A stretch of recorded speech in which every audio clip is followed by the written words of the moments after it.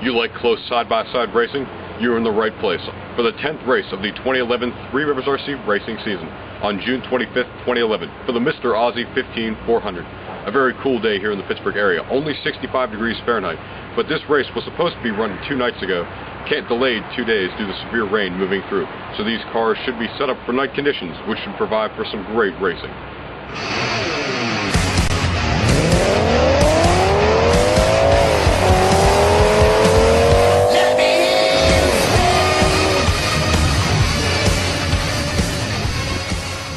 Limburner is leading the field to the green flag here today from Moon Speedway. Bill Steinbach, saving battery in that heat race, did not go until the last 2 laps and nearly beat Chad Limburner. It's going to be a close day of action here from Moon Speedway. 3, 2, 1, go.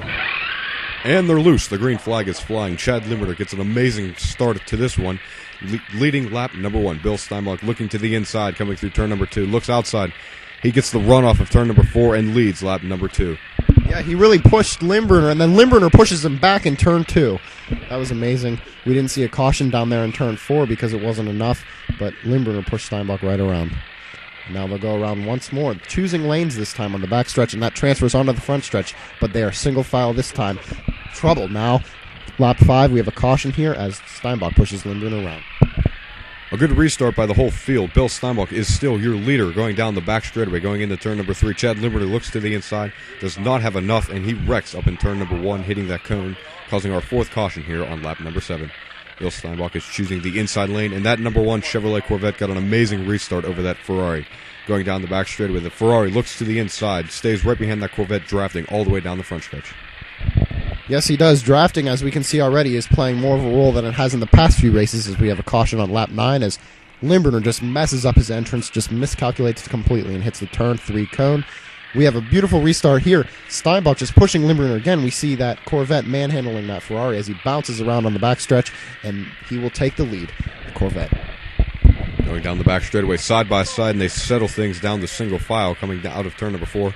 Down the back straightaway once again, that Ferrari looks to the inside, but every time he pulls out from behind of Bill Steinbach, he loses his drafting advantage and loses a lot of speed. Yeah, but you can see both of these drivers are choosing lanes on the backstretch today, and that's transferring onto the front stretch. But in turn 1, they get single file, and that's really where we see the lead changes today. Yes, and Bill Steinbach makes a small mistake coming out of turn number 4, and Chad Limburner capitalizes on that mistake.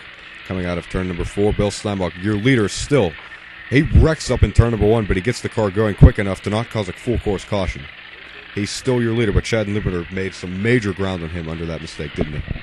Yeah, he definitely did, but it looks like, oh, never mind, wow. Steinbach just loses it in turn 4 and turn 1 of that lap.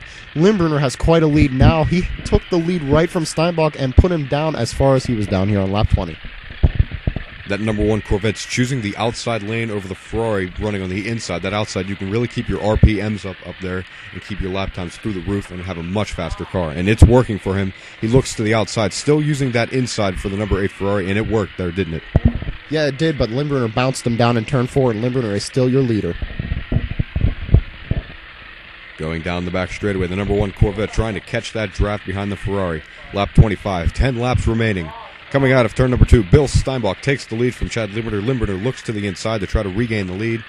There's still door handle to door handle down the back straightaway, but Limburner always spreads out, and there's trouble down in turn number 3. Bill Steinbach hooks Chad Limburner. This is the previous caution. We haven't had a caution for 17 laps. New league record as Limburner wrecks on that. Coming to the restart, he wrecks on lap number 9. Yeah, that's amazing, that record there. We had a really nice stretch of green flag as we could see these cars really show the skill of these drivers and really show how the cars will hill in these different lanes, the inside and the outside. All right, as we go around again, Steinbach now choosing the outside once again. Limburner on the inside. Whoa, Limburner goes too far on the inside that time, actually, and they have a yellow flag on lap 29. What a lick there, and we already have a restart.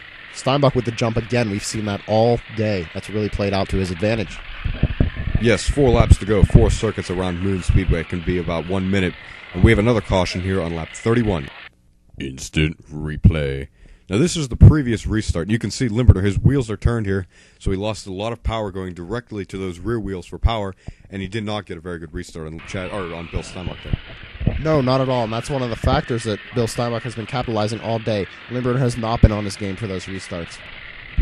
Bill Steinbach pulls off the crossover move coming out of turn number 4 and pulling away from Chad Limburger here. Limburger still running that inside line. It is working for him. The white flag is waving. He looks to the inside. Maybe he can wreck him in turn number 3 to take the win, but no, he stays straight. Bill Steinbach wins the MrOzzy15 400. Chad Limburger runs onto the speedway. Very angry that he lost this race. This is the first time he's lost a race at Moon Speedway since May, maybe, or beginning of June. After 10 races in the 2011 season, the points are now tied 95-95, with both drivers winning 5 races apiece. We hope you stick with us throughout the entire 2011 season to see how this points battle shapes out.